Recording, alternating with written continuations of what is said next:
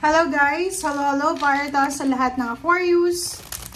Aquarius, welcome dito sa aking channel, Kapalaran 888. I hope na makuha mo yung energy. I hope na makuha mo yung message. Kung bago ka, if you're new sa aking channel, dito sa Kapalaran 888, please like, share, and subscribe. Pakipress ang notification bell button. If matagal ka na sa aking channel, maraming salamat sa panonood guys.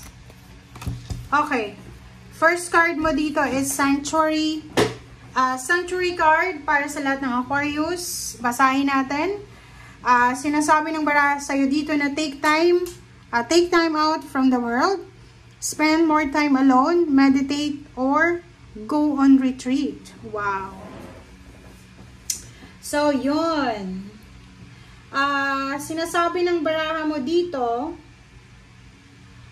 na take time daw para mag-relax. Spend more time alone or meditate. Aquarius, comment down below if you resonated kasi parang pagod na pagod ka ba? Kasi sinasabi ng barahan na kailangan mo ng oras para makapagpahinga. Mag-time out ka muna sa mundo. Ito yung mundo na sinasabi is minsan yung social media or yung paligid na sobrang ingay. Kailangan mo munang mag-step outside, 'di ba? Sa maingay na lugar or sa halimbawa, ang dami-dami mong mga iniisip tapos nakatira ka pa sa city, 'di ba? Pwedeng this month of May and June, isa sa mga pwede mong gawin is magbakasyon. Spending time alone, 'di ba? Mag-meditate, mag-retreat, or mag-travel.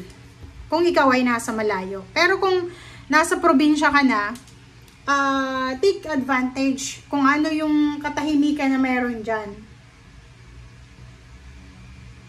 Okay? So, dito sa sanctuary na to, na card, sinasabi na hanapin mo, Aquarius, yung katahimikan. Kasi, minsan, 'di ba, pag sobrang gulo na sa paligid natin, hindi na tayo makakapag-isip ng tama, magiging aggressive na, impulsive, ang gulo na. So, dito sinasabi na oras na para patahimikin natin ang ating sarili sa gulo ng mundo.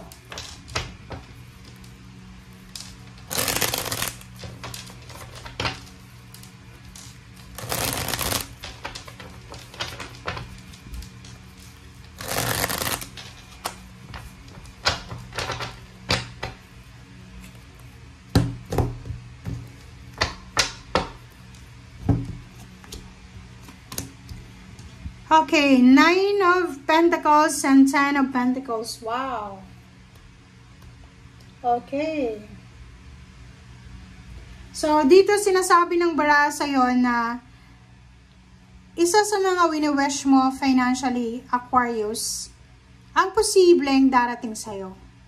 So, financially, sinasabi ng baraha, posibleng yung unexpected na mangyayari sa'yo is yung financial boost, 'di ba? Parang magbo-blossom yung yung financial sa buhay mo, yung abundance. So, pwedeng dito marami kang wini-wish na money, trabaho, financial success, higher salary, possession, promotion, gusto mo makapag-abroad. And dito sinasabi na posibleng makuha mo siya by the month of May and June. Pwedeng merong development kung gusto mong mag-apply ng trabaho sa ibang bansa. Posibleng may balita, may development ka na. Nagpa-process ka ng documents, posibleng makuha mo na. So, ito ay completion. Ito ay completion, feeling satisfied, feeling accomplished. Feeling accomplished. Okay? Page of Swords, and then Queen of Pentacles, and then 7 of Swords. Okay. So, dito, sinasabi ng baraha mo na yung Page of Swords, all about future siya. So, future news. So, ihanda mo ang sarili mo kasi maraming good news about money, about financial, about offer, job offer, or lahat ng klase ng pwedeng source of income or money ang darating sa'yo. Kaso lang, meron ditong medyo killjoy siya. It's either Gemini siya, or it's either someone na ayaw niya na nakikita kang masaya. Parang ganun. So, mag-iingat ka, if you're in a relationship with this one, with that person, mahihirapan ka na ma-achieve yung financial goals na meron ka. Kasi, kahit asawa mo siya, kahit girlfriend or boyfriend, kahit family member, posibleng magselos siya sa'yo, magselos, mainggit, or anything. So, ang sinasabi ng baraha mo sa'yo, Strength card, kinakailangan mong magpakatatag. Okay? Magpakatatag ka. You have choice, you have option. Kung talagang gusto mo ng maayos sa buhay, kung gusto mong financially stable ka, emotional stable, nasa iyo daw yun. Wow! Emperor. Diba? Stability. 44. 44 card, it's a card na sinasabi sa'yo na you will get the stability and freedom, security na minamanifest mo, tinatrabaho mo talaga. Marireclaim mo yung power mo, yung influence, yung strength mo.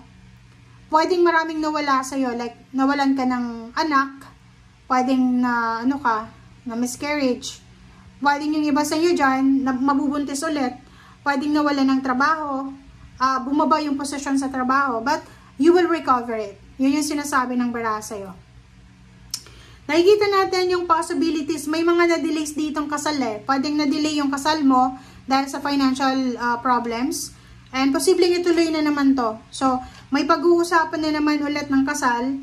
Pag-uusapan na ulit yung pagkakaroon ng anak. Pag-uusapan ulit yung tawag dito, pagpapatayo ng bahay, pagpaparenovate, or anything na about family and power. Okay, Queen of Rods. So, nakikita ko sa'yo dito na kung minamanifest mo, Aquarius yung tawag dyan, free choice, free option, or freedom, sinasabi sa'yo ng baraha na nasa kamay mo na yun eh. You're free. You're free to choose. You're free to love. You're free to explore. Diba? Adventure the world. Kahit sabihin mo, hindi na ako free kasi may asawa na ako, hindi na ako makakapag-travel. No.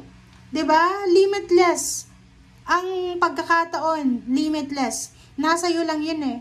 Kung talagang gustong-gusto mo, take the opportunity. Be strong. Diba? Welcome the new. Hanapin mo yung King of Pentacles.